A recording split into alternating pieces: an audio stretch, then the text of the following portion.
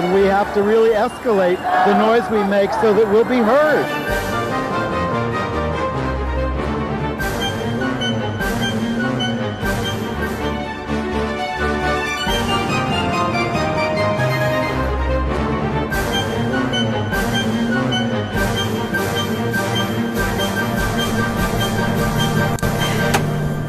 Welcome to Gay USA. I'm Andy Hum. I'm Ann Northrup. And despite the fact that the president is under threat of being removed from office, he managed to have 8 more federal agencies seek the right to fund anti-LGBT organizations. It's a tidal wave. Vice President Pence spoke at a Memphis church for what, Martin Luther King Day? Yep. With a pastor who, right there in front of him, called gay people demons. We're going to show you the tape, Yeah. which was on the White House website. And there was a court win for same-sex parents in Indiana. A gay teen was shot dead in New Orleans, and his family wants it investigated as a hate crime.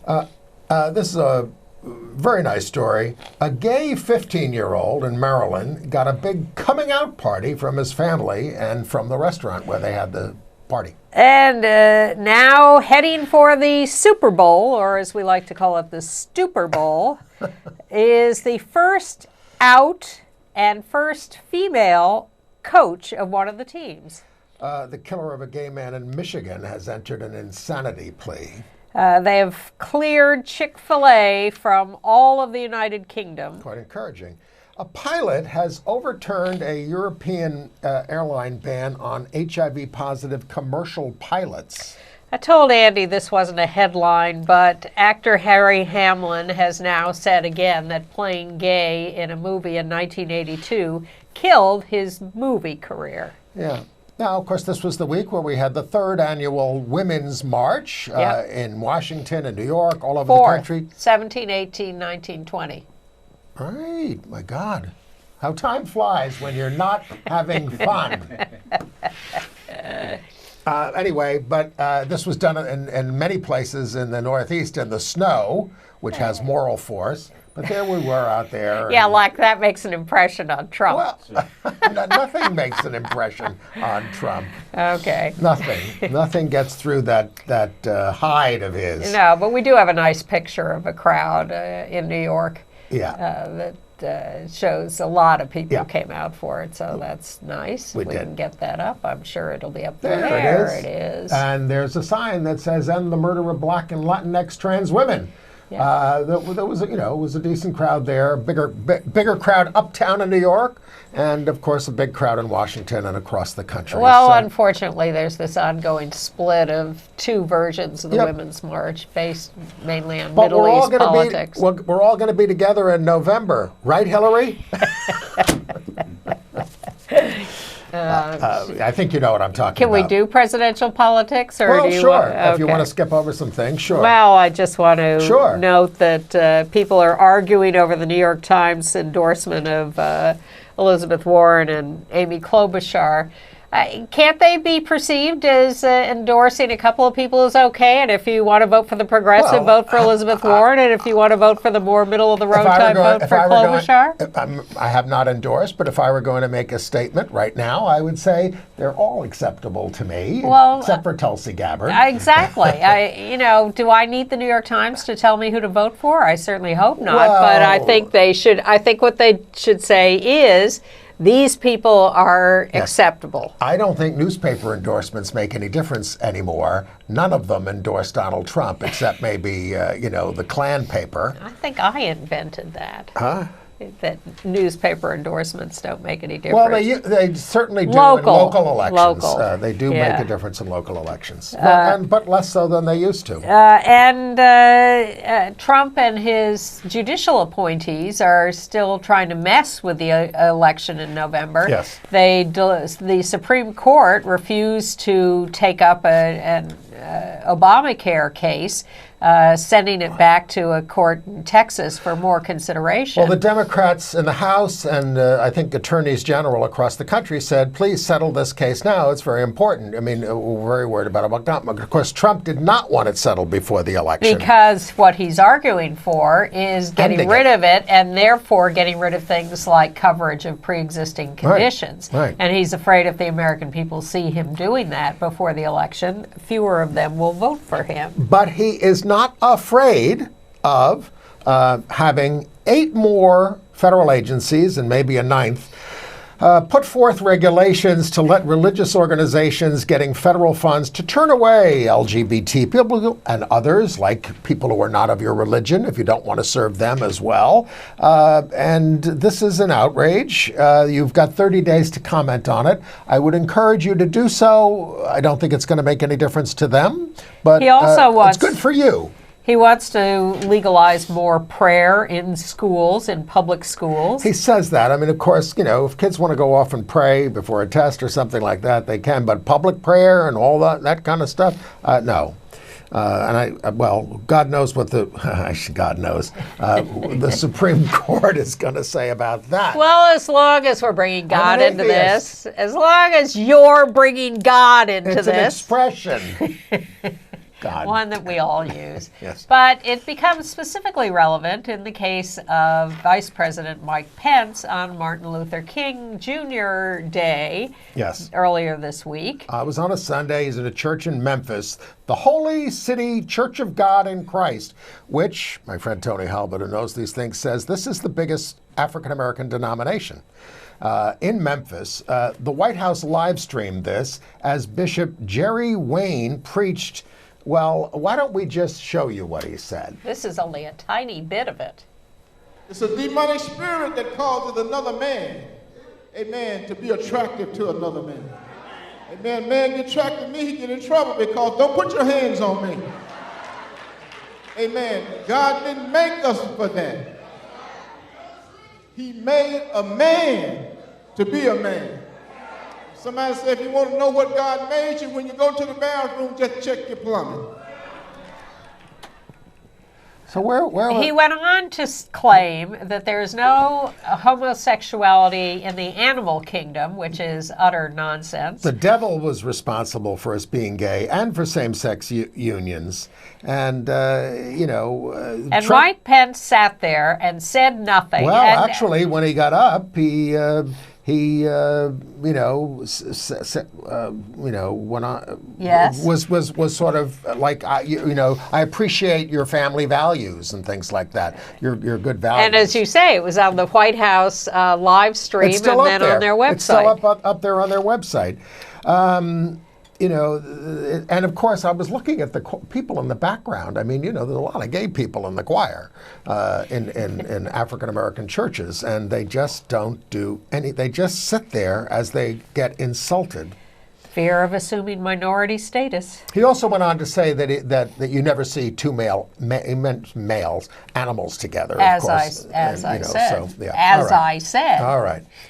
Here we go.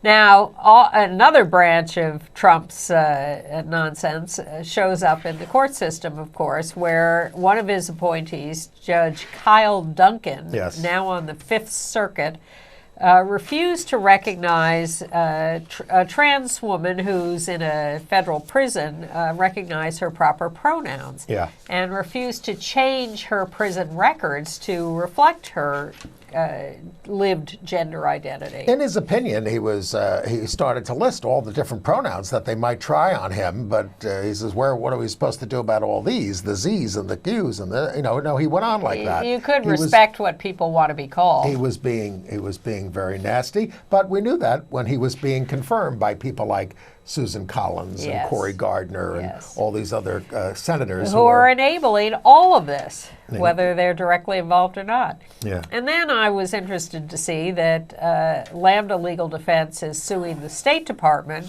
because, yet again, they are refusing to acknowledge the U.S. citizenship of children born to same-sex married U.S. couples Right. when they're born to a surrogate outside the United States. What they say is that they have rules about how long each parent has to have lived in the United States. I know. And then they call the child born out of wedlock because they don't recognize, the State Department will not recognize these marriages as legal, although, of course, they are completely legal. Oh. And so the Lambda Legal is suing the State Department for recognition of these kids. They've got 2 cases now. There have been several cases like this beforehand. Right. It's shameful. We haven't talked much about impeachment. It's ongoing as we are taping. But you should know, if you don't, that Trump is being defended by a bevy of anti-LGBT bigots led by Jay Sekulow. Jay Sekulow is the lawyer for Pat Robertson's legal outfit. He's been doing this for years. Argued many gay on the anti-gay side before the Supreme Court. In many cases. Pam Bondi, the former Attorney General of Florida, is also vicious.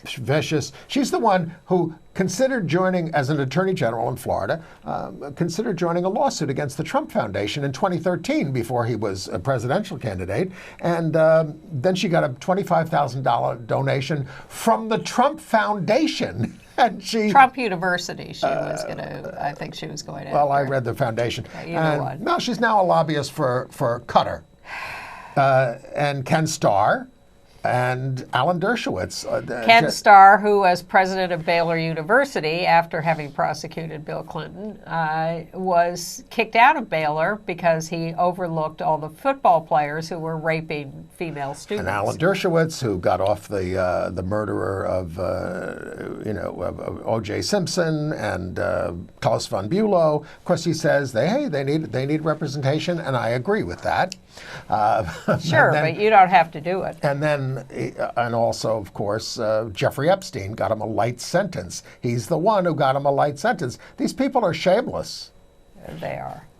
That could be the theme of all and there's our the new book on Trump, The Fixers, says that after Roy Cohn, who had AIDS, visited Mar-a-Lago in '86, just before dying, Trump did throw a party for him, but then had the whole place fumigated because even though Roy wasn't open about having HIV, everybody knew that he did. And Trump did dump Roy Cohn before as a he lawyer. died. Yes. Well.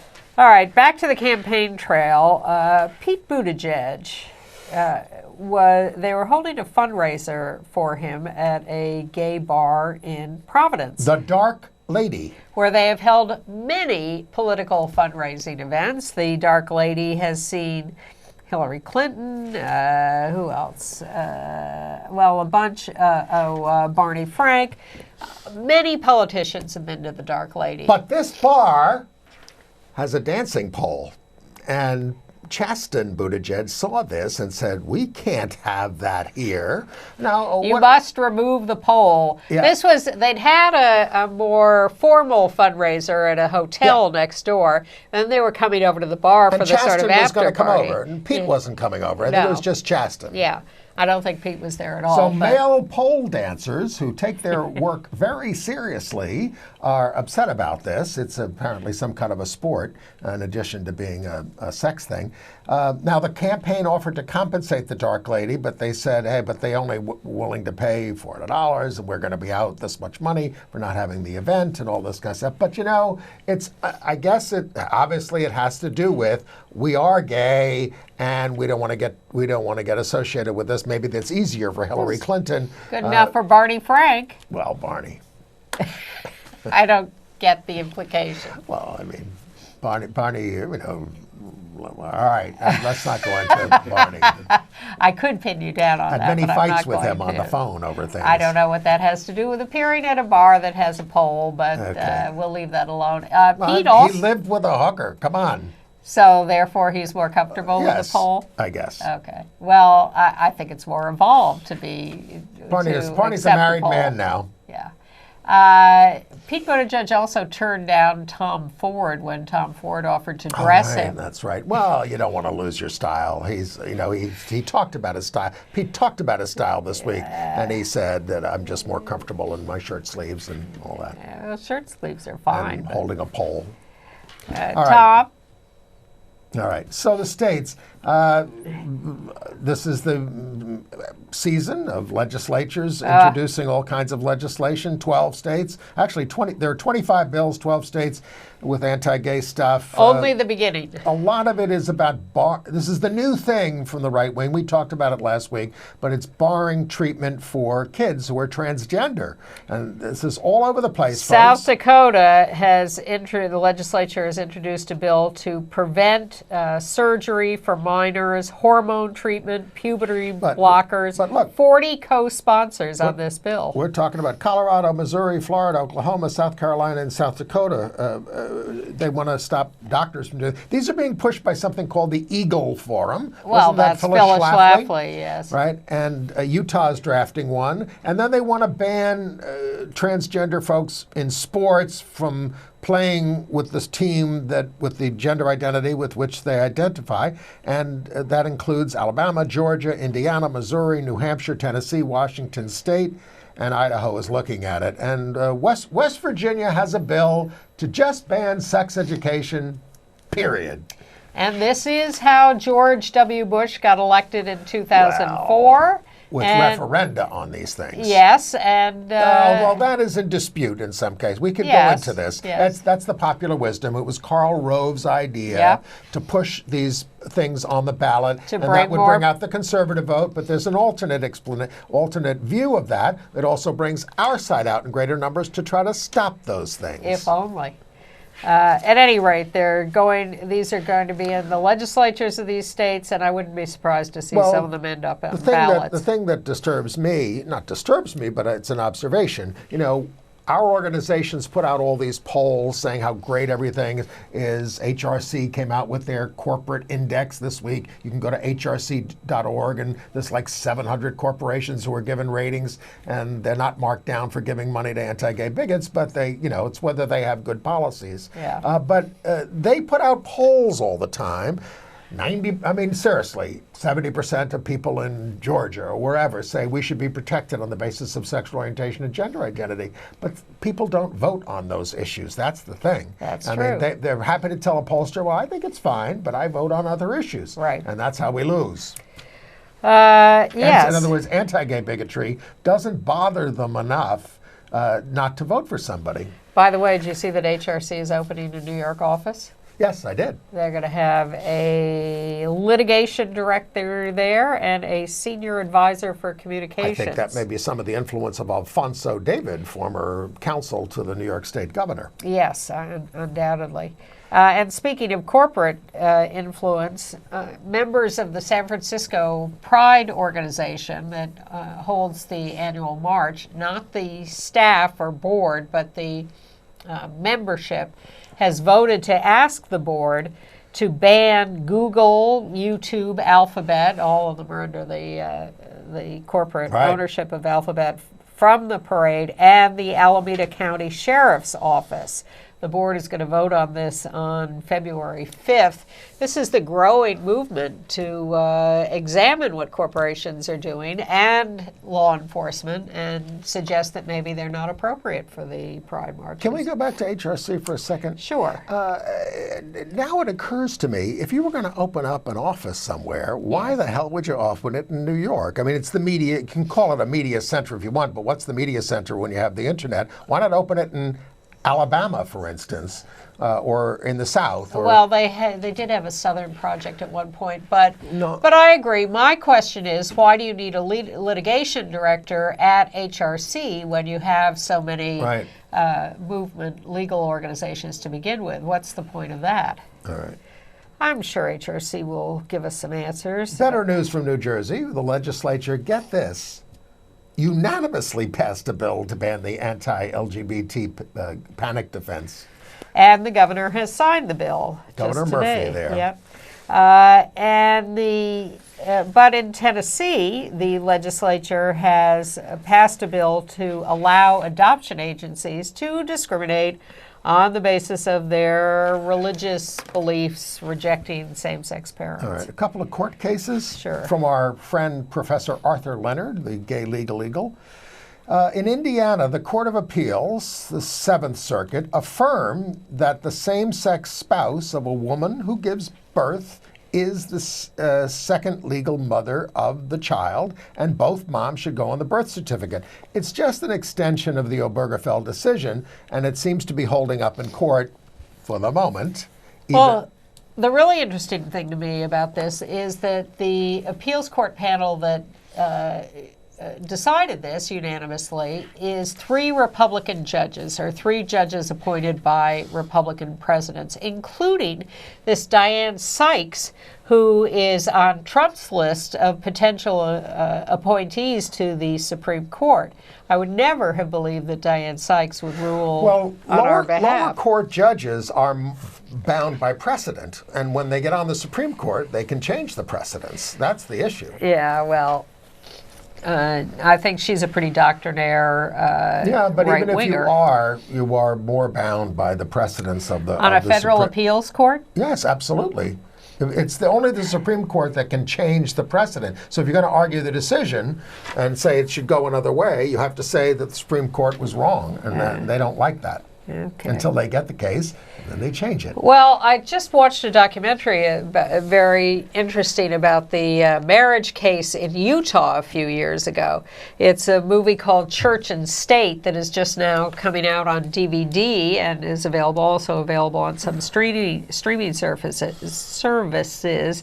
But it's the story of how Utah got same-sex marriage legalized before the Obergefell decision at the Supreme Court in 2013. And it was all about this one local activist, a guy named Mark Lawrence, who was from Utah but was living in San Francisco, was on the sidelines watching things like ACT UP demonstrations, felt guilty that he wasn't part of it, went back to Utah and decided he needed to work on legalizing same-sex marriage. So he got in touch with a small local firm where there turned out to be a powerhouse lesbian lawyer, Peggy Tomsick, and they took this to the courts in Utah because the state had passed Amendment 3 that outlawed same-sex marriage. Right. And weren't they like the first?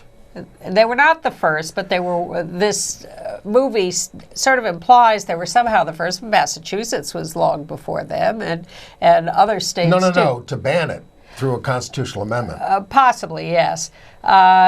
But they succeeded in overturning it, and that was a huge victory. But the other thing that the movie goes into is how then, as the state appealed that ruling, there came to be a great internal split in our community because the lawyers brought in NCLR, National Center for Lesbian Rights, from San Francisco to help out with the, opposing the state's appeal. And this guy, the local guy, got very angry at that and said, they're just bringing in these useless movement organizations. We and like they're NCLR. Yes, we do. And it was about he'd been trying to raise money for the lawyers, and that cut all that off. And so it's really actually a fascinating movie, Church and State. When Edie Windsor got started, and by the way, we're going to have Judith Kaysen Windsor, the surviving spouse of Edie Windsor, on the show on that we tape on February 5th to talk about Edie's autobiography, essentially. 2 weeks from now. Yeah, 2 weeks from now. Yeah. Okay. But I recommend Church and State. Okay, back to court cases in Virginia. This is a little complicated. Stay with me. So a state court denied the petition from a woman to annul her marriage because her husband allegedly defrauded her by not disclosing his intention to transition to be a woman. Now, Renee's son and Joseph Riley married only in November 2017, and Riley had gender confirmation surgery in March of 2019. But the judge said, look, you want to end the marriage, you can divorce. There was a big dispute about who told who what, but the judge found the trans Riley more credible. So the wife wanted it annulled. Annulment. And the court said, please. Just get a divorce. Get a divorce. Just get a divorce. Okay. If you don't like each other, get a divorce. And I'm happy to see that in California, a couple of legislators, one black, one gay, have asked Governor Gavin Newsom to posthumously pardon Bayard Rustin. He, the great black gay activist and leader who invented... Well, started out as a peace activist and, of course, was the architect of the 1963 March on Washington. There's a picture of him. He's there on the right with his surviving partner, Walter Nagel. Bayard died in 1987 at the age of 75. Now, one of the reasons that he wasn't more in the forefront during the 63 March was that he had a record. And 10 years earlier, in 1953, he'd been arrested in Pasadena, caught having sex in a car with another man. He was convicted of vagrancy, spent 50 days in jail, and was forced to be put on the sex offender registry.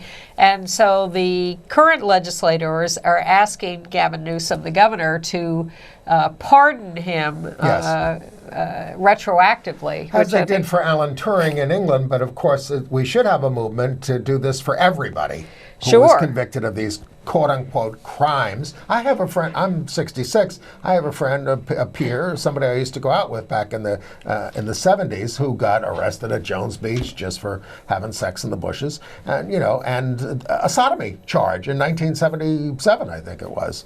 So all these things should be wiped out. Now, Bayard did maintain a prominent role in the March on Washington. Absolutely. At the time. Yes. And he was controversial. Well, Strom Thurmond, who I believe was in the Congress, maybe, I don't know if he was a senator at that point, was on the floor, I think it was the floor of the Senate, stands up and condemned Bayard Rustin before the march to try to stop it as a communist and a pervert. And that did not hold. Martin Luther King stood by him in that. Yes. Anyway, so it's a great story. So, Governor, as long as you're looking into pardons, think about it for everybody. Call it the Bayard Rustin pardon.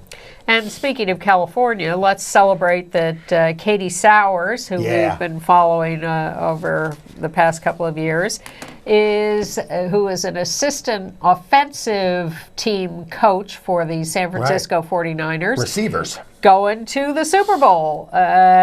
She's in a lot of commercials these days. Yeah, the quarterback only threw 6 passes in the semifinal game because they have a great running game going. But she's going to the Super Bowl. So out lesbian. Super Bowl is female coach in the NFL. Super Bowl is the 49ers and the Kansas City Chiefs on February 2nd. She's originally from Kansas.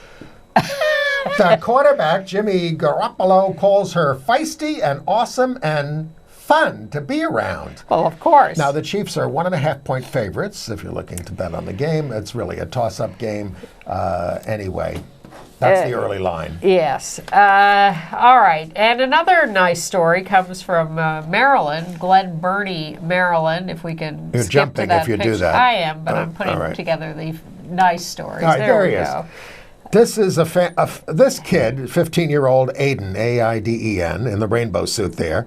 He came out to his family, and they wanted to really show some support for him. So they threw him this big party at an Italian restaurant. They called it how do you pronounce this? Gayseniera, instead of a quinceañera, which is the traditional Latinx celebration for girls. Of girls when they reach 15. But the restaurant, this is a gayseniera for I know there's Christmas decorations there, but they baked all these rainbow cakes and they had all these rainbow decorations. And some of the servers in the restaurant came up and said, "I wish I'd gotten this kind of support when I came out when I was a kid. I did not. I was rejected." Sweet. So this was at the Sunset Lounge in Glen Burnie, and it's just a very heartening story. It is. Because that's what should happen. Absolutely. When a kid comes out. You should have a party. Yes. All right, well, now we have to make a big switch to some really ugly stories, and we will start in Louisiana, where Jaquarius Taylor, 17 years old, out gay black young man, found dead of a gunshot wound to the head. Now, the family is pushing for the FBI to get involved in an investigation, and saying the sheriff has some conflicts through his family. The sheriff denies this. The sheriff says the FBI is involved in the investigation. They're open to looking at it as a hate crime. They don't know whether it is. The body was found on January the 12th. Yeah, terrible story. Yeah.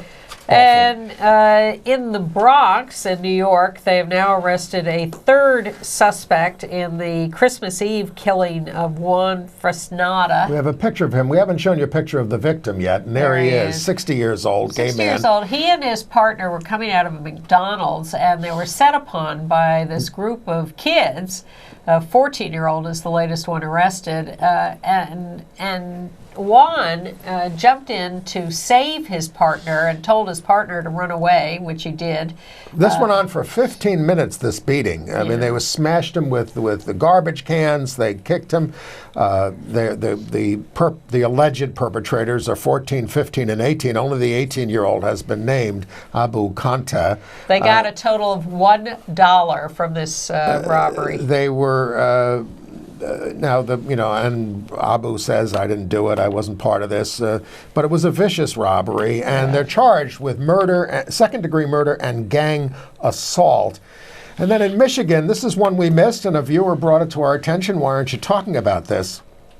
The killer of 25-year-old Kevin Bacon, that's him on the left, a hairstylist, on Christmas Eve, has entered an insanity plea. That's the killer on the right. Mark Latunsky, 50 years old.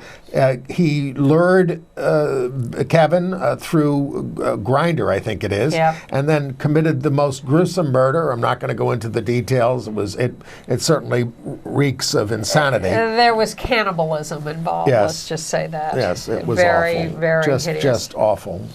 By the way, no, go ahead. Well, I'm through with the violence stories, but I do want to. I'm sorry to see that our friend Jimmy Van Bramer, member of the New York City Council, great gay leader, was favored to win probably the Queens borough president race, but has withdrawn from the race. Well, he was sort of the insurgent candidate. The Queens Democratic Party had endorsed someone else. But anyway, sorry about that. Family issues. In D.C., a gay bathhouse, the Crew Club, is closing after 25 years. The building in Logan Circle was sold for $5 million. It was the last one in D.C. Local activists praised it for its support of LGBT organizations, safe-sex education, so these things are going by the wayside. And congratulations to Virginia being the 38th state to ratify ERA, even though unless Congress lifts the time limit on ratification, that expired in 1982. That's a total mess.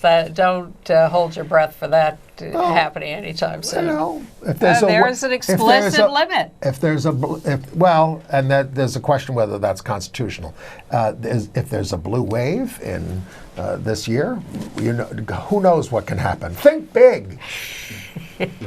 Yes, anything can happen. International news? Yes. Guatemala. All right.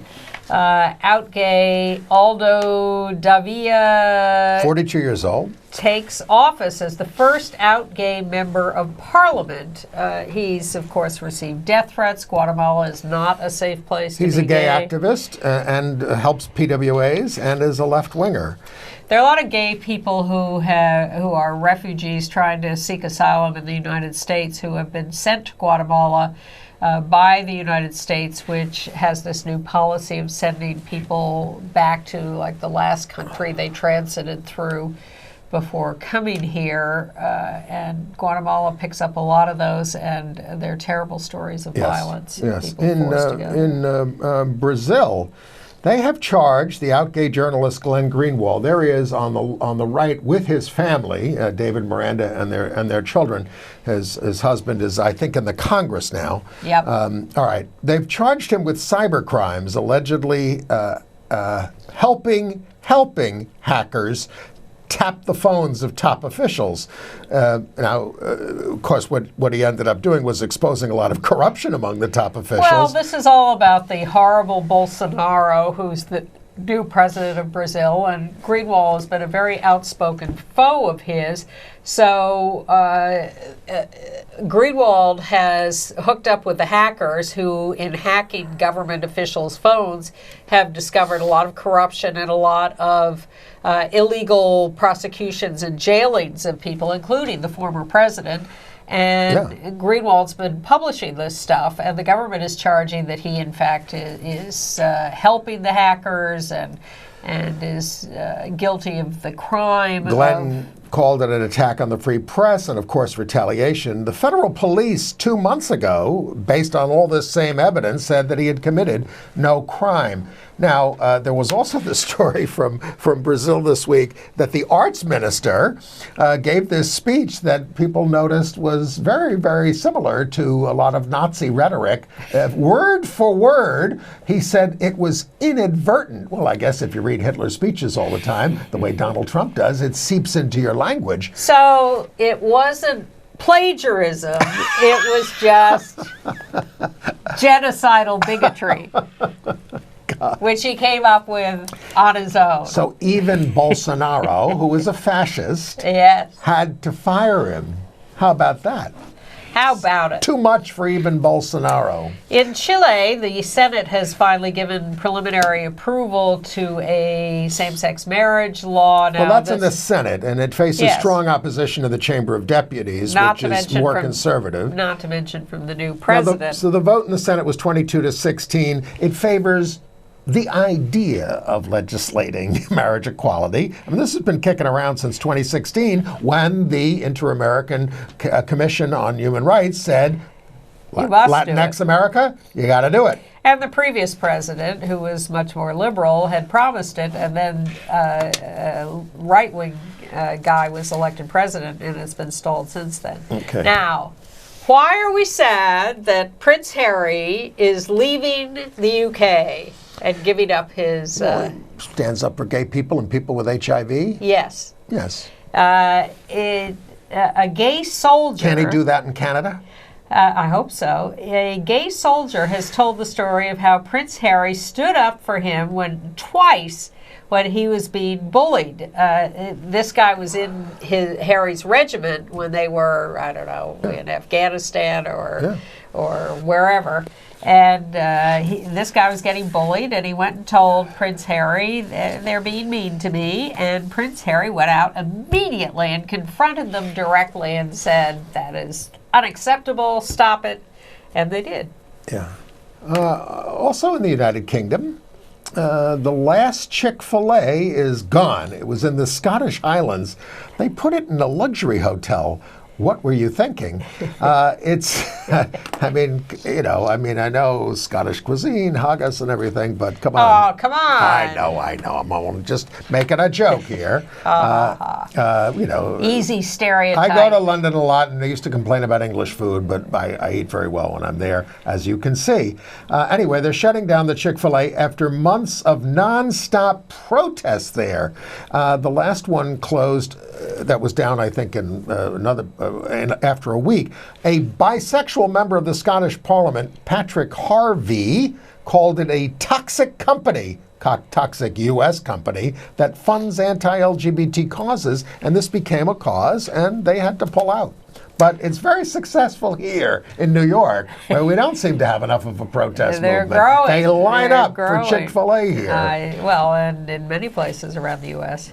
In Switzerland, on February 9th, they're going to hold a public vote on a proposed law in the legislature to criminalize Homophobia. incitement to homophobic violence. Well, I mean, apparently, with a lot of other covered groups in the law, Already. you get cited there for posting hateful comments, or using hateful language against people who are covered on television or in. Now you could be cited for denying a gay couple a hotel room, for rejecting the kids of gay couples at daycare. So that's That's illegal in some places here and not in others. Well, we cover civil rights. We don't cover hate speech, and I don't want to. We have a First Amendment in the United States. Yes. Say what you want, but Although you can't yell fire pay in a the crowded consequences. Well, yeah. In Sweden, where nationalist politics are on the rise, well, there, the second from the left is the crown princess of Sweden, Victoria. She made an historic royal visit to an LGBT organization, the Swedish Federation for LGBTQ and Intersex Rights, which I read was founded in 1950. which is kind of wild. That's her husband, the prince Yep. on the far right. And so this was sort of taking a stand in the midst of the swing to the right in Sweden. Yes, unfortunately, they, like many other Why countries. can't you be more like Finland? Instead of like us. Yeah, well, yeah. In Kosovo, well, here's better news. A court has okayed a name and gender change on documents for a trans man. Has ordered the government to allow the document changes for gender. Kosovo. Okay. Very exciting. All right. You got anything else there in international news? In Ottawa, Canada, they're going to erect an LGBTQ plus national monument funded by the reparation funds that they handed out to people who'd been fired for being gay. Canada did pay people like $150 million, Great. and $8 million of that is going to be used to erect a monument in the capital city. How about some housing for homeless LGBT youth? That'd be nice. And there's a series called Little America on Apple TV Plus, and 10 Arab countries and Russia have banned one of the episodes that's about a gay Syrian man who tries to get out of Syria and come, I guess, to the U.S. to get asylum. And what's this big LGBT series that they're launching on Apple TV Plus? Well, we don't know. A lot of gay stuff on television. But not in the, well, we can get to it, not so much in the award season this year. Anyway, AIDS news. Yeah. All right. Well, the big news from the United Kingdom, and I think we're in Scotland again, right? Well, there are a couple of UK stories. So take your pick. HIV positive James Bushe, B-U-S-H-E, Bush. He won a fight with the Civil Aviation Authority, there he is, to become the first person with HIV to gain a commercial pilot's license and fly a commercial flight. He was apparently banned over there. He was EasyJet's European regulator, EASA, E-A-S-A, forbade such licensing. And the rule said you could fly if you had HIV, if you already had a license and a medical certificate, but applicants were not accepted. But of course, applicants weren't being tested, so you could probably get away with it. But anyway, he was a pilot. Now he's flying for Logan Air, but he's still not allowed to fly solo for some reason. Well, he also is not allowed to fly to countries that do not allow HIV-positive people to enter, like the United Arab Emirates. He cannot fly flights to those countries. That's the kind of crap that the Trump administration, dishes out when it talks about deploying people in the Air Force. Yes. As well, with their ban. All right. In Denmark, they have lowered the blood donor ban on gay sex to 4 months. Now, what is it, a year here? If you've had gay sex, male sex within the last year? They're slowly shrinking the window of when you cannot have last had gay sex. I mean, the thing is, if you're in a concordant. If you're a couple, what have you got to worry about? If you're both. That's not the point. The point is, they think. But you're still having sex. Yes. With your partner. Yes. Neither of you can transmit it to each other unless something, whatever. All right. Whatever the window is, they don't need a window. What they need is to figure out whether you have HIV that is transmissible by a blood donation. Right. And they're not doing that. They're setting up these artificial parameters that are actually meaningless. Right. Well, and so there we are, and they shrink the window, but that's not really where we should be on this. And the United Kingdom is reporting that HIV infections there since 2012 are down 71%. Now, they attribute it to PrEP, which is not completely available through the NHS, but 97% of people with HIV there are in treatment, which is great. And in 2012, they had 2,800 cases. I'm always a little suspicious of that number, because how can you really know who is infected that has not been tested or treated? Yeah, they claim to be on track to end transmissions by 2030. I mean, I know every politician in the Western world has said they're going to do that, including Trump, but it's not happening as fast here. It is not. All right. All right, entertainment news. Should we talk about My Name is Lucy Barton? We love Laura Linney. I love Laura Linney. Anyway, I love Laura I love Linney. Laura Linney, and we were very much looking forward to this. It was Yes. a big hit in London at the Bridge Theatre, which is Yeah. run by Nick Heitner over there. So we came with great anticipation. Well, it's based on a story or a book by Elizabeth Strout, whose work was also made into an HBO series, Olive Kitteridge. Yeah, it's a mother-daughter story, and she plays both parts. I mean, she's on the does. stage alone for an hour and a half. But I just felt, and of course this was adapted by Rona Munro, it touches on life and death and alienation, but I don't think with particular insight. And she kept having all these periods where she said, well, I don't know why that happened, or I don't know why my kids don't talk to me, or I don't know. I mean, it was like, well, figure it out and then tell us. I just thought I thought it was too writerly. It was like she opened a book and was just reading it, as opposed to really dramatizing it. Well, when you now, go- again, this got a lot of good reviews. We're in the minority here. We are, but we're right. Right.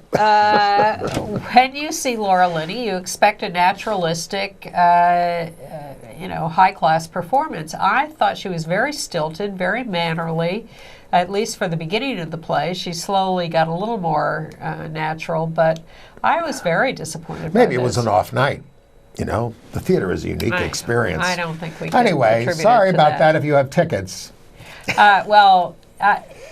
Although I would recommend it above the movie Uncut Gems, Oh. which I also had high hopes for, because I like Adam Sandler, or half his stuff anyway, and that has Happy gotten great Gilmore. reviews. I love Happy Gilmore. I love Billy Madison. I love The Wedding Singer, and I rewatched Spanglish recently, which I liked a lot, and that is not a funny movie. But Uncut Gems was very disturbing, very violent, and really hard to watch. Uh-oh. So I don't recommend that. On Broadway, Harry Potter and the Cursed Child is going to start House Pride Nights. I read this with interest, but it's not LGBT pride, as most Pride Nights are. It's pride in Hufflepuff, Slytherin, Gryffindor, and Ravenclaw, which are the houses of the Harry Potter thing. Pride Nights. Yeah, for Laverne Cox fans who are missing her now that Orange is the New Black has ended, she's doing a couple of upcoming things for the Peacock service, the new NBC streaming service. She's doing a series called Clean Slate, produced by Norman Lear. It's launching July 15th, but if you have Comcast, you can get it on April 15th. Yeah, and she's also doing something called Inventing Anna for Netflix, produced by Shonda Rhimes. And on Clean Slate, Hanging out with good- on Clean Slate, she's going to play a proud trans woman returning to Alabama after 17 years to work on the Doug Jones campaign, I hope. And she's also co-writing it. Good for her. Sooner than that, on February 8th, you can see RuPaul hosting Saturday Night Live. With Christian singer Justin Bieber. Justin Bieber is all involved with the, what's the church? I don't know. It's probably a big one. Yeah, and pretty right-wing. With his money, even anti-gay. more. Right. All right, better news. The L Word, Generation Q, which returned this year after about 10 years off on Showtime, has been renewed by Showtime before it's even ended this first return season. And so has Work in Progress, the sort of companion half-hour show about the very butch lesbian who has a lot of problems, and Julia Sweeney is a producer of that. I told you it's all about. Right. This woman says Pat ruined her life. Oh. And Harry Hamlin said that making love ruined his life. Harry Hamlin, you may remember, was in the movie Making Love, an early Hollywood gay-themed film. There he is, looking at himself in the mirror, and and of course his lover was played by Michael Ontkean. Now, this was Hollywood tiptoeing into putting a gay-themed film, a gay male film, because I think female films have been playing for a while. But he now says this was 10 years too early. It ruined my movie career. I never got another big studio film. I eventually got TV work. Well, L.A. Law, which was a huge hit for many years. It was. I'm not weeping for Harry Hamlin. Well, no, but a lot of people obviously turned this thing down. And it was a big story at the time about was he going to ruin his career by playing gay, and evidently it had an impact. But he's now all over the Real Housewives of Beverly Hills with his wife, Lisa Rinna. I think Harry is doing just fine. In those days, yes, actors were very concerned about it when they made the movie Morris, the Merchant Ivory film. They offered it to one of their big stars. He turned it down, and James Wilby ended up playing the role. But Hugh Grant said that was the best screen kiss I ever had, and he wasn't joking. They had a beautiful scene there, yeah. And Harry at the time said he was looking for something edgy. I think he had just done that epic Zeus thing, whatever. Clash of the Titans. So. I can't think that Harry had a huge movie career to lose at that time. Oh, okay. But whatever. Well, we tell ourselves different stories. We do. Come on. Lest we forget. We had a little time here. Lest we forget when Will Smith did 6 Degrees of Separation. Yep. Denzel Washington said, "Don't be kissing no man" in that film, which was in the script. Yeah. But he managed to avoid it. Now, Harry, we're finished. We got all the time. Harry Hamlin said I have a couple other things. Harry Hamlin said that his tradition was, I cook meals for my co-stars, and we get to know each other and anything, and we were told to practice the kiss. So he's used to it. And he says, I didn't want to do that because it was going to be the first male kiss for Michael, the character in the movie. So we didn't do that. What you saw on the screen, of course, when they showed the kiss in the Making Love, it was shot in a mirror, not directly onto the bed. I remember a lot about this. Evidently. Well, it was a breakthrough at the time. We weren't even doing Gay USA in those days. No, but we it was had 2 years beforehand. We had seen The Children's Hour, and we were not happy about that. Okay. Leaving the Blues is a new play by Jewel Gomez, longtime author and activist, wrote the Gilda stories, which was very honored. So she's doing a trilogy of plays. Her first one was about James Baldwin, and this one is about Alberta Hunter, and it's being produced at the Tosis company at the Flea Theater down here. The Other Side of Silence. Yes.